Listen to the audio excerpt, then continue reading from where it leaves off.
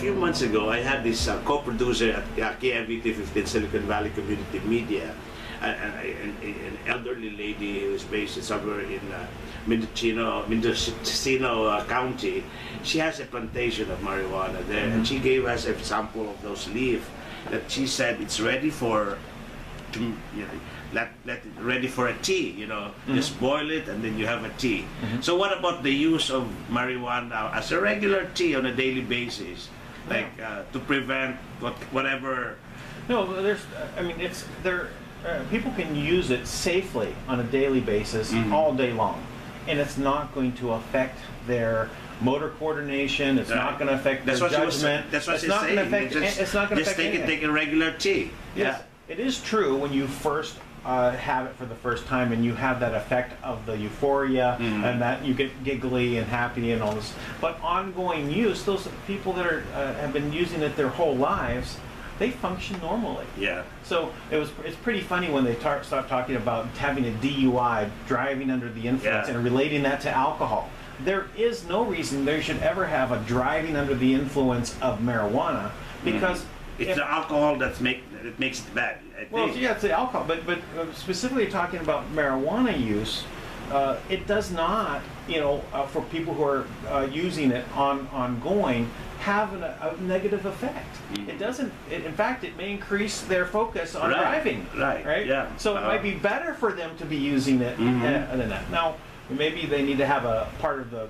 If you are a user of it, you should probably maybe if they want to make a driver's license test for it, you go and take an obstacle course with just the marijuana, no alcohol involved. Even alcohol to a certain degree, you are that blood level of alcohol where you get more focused. I mean, before it's your total. No, that you just think so. You really don't with alcohol. No, as far as I'm concerned, that's my feeling. Sometimes if I drink a little bit of that's alcohol, what all the alcoholics say. I've really good for me. I can drive really well on that's what my experience. But it's not true. It's not true. But say your judgment is also impaired. Yeah, but say you're caught in a highway. Do they test you for marijuana because you're influenced with marijuana? Or some? They don't, right? I don't think so. I don't really know. I've never been. I don't drink and drive. Right? No, but supposing you just took marijuana without alcohol.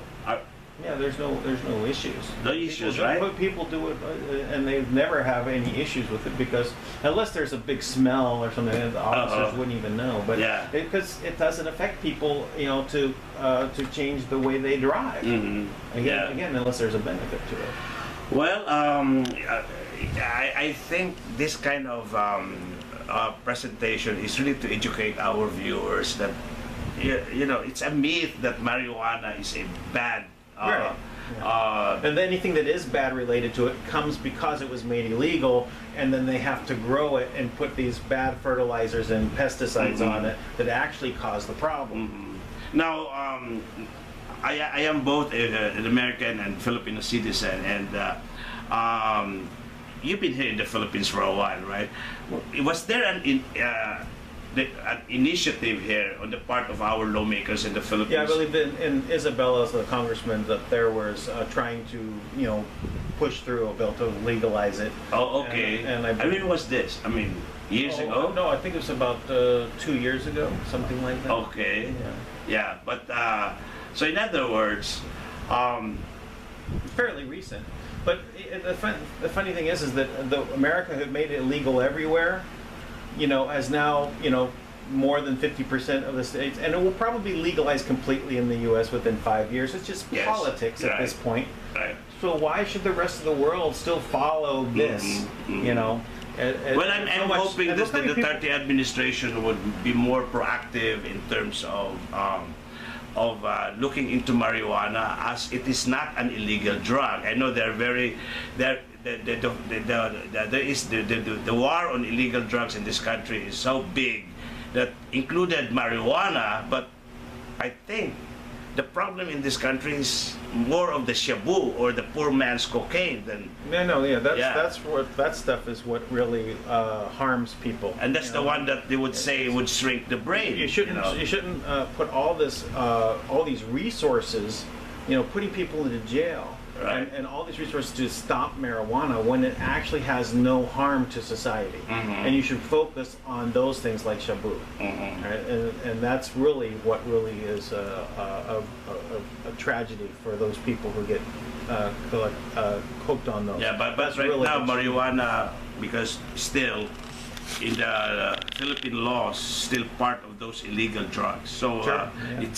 maybe it's a long shot, or Well, why would the Philippines want to keep putting so much money into enforcing something that it was based on a lie? right.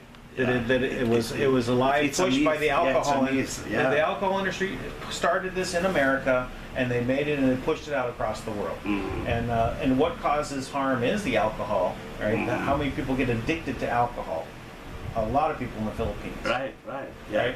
And they would have no bad effects if they were actually using marijuana instead. And that's why the alcohol industry went against it, or starting in the 1920s, was because they knew What the about people that were using it didn't drink. What about smoking marijuana and smoking nicotine?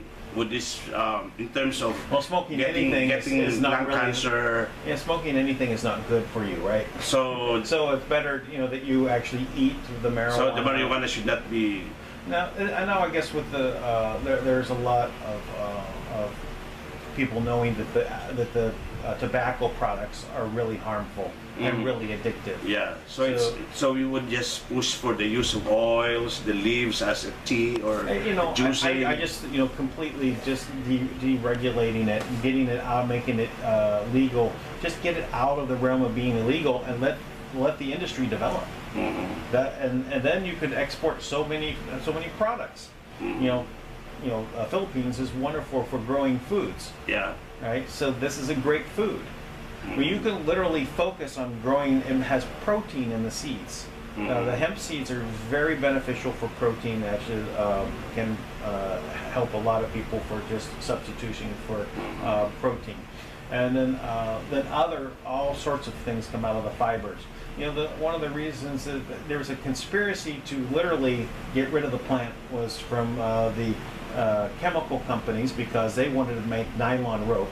And the number one rope still today is really hemp rope, right? Because its fibers are very strong, and there's a lot of problems with nylon rope, plastic rope. And then the timber industry and paper, because cannabis was used for paper, and then clothing. And so the cotton companies were against it because. So all these companies said, hey, if we get rid of this one plant, we all do better. Right.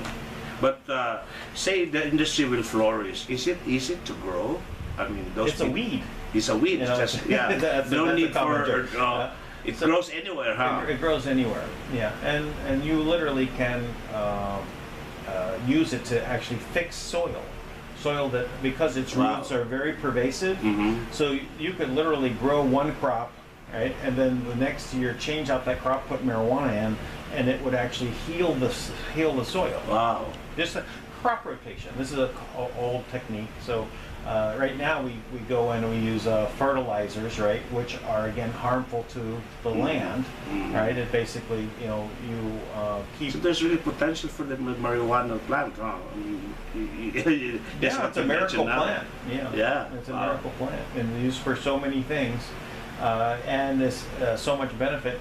And then why are you using all of these resources when even from keeping people in jail for it? In America, it was I think 800,000 people a year arrested for something related. Use. So think about all that You have to release them and expenses wasted on just going after something that is no harm to society. Yeah.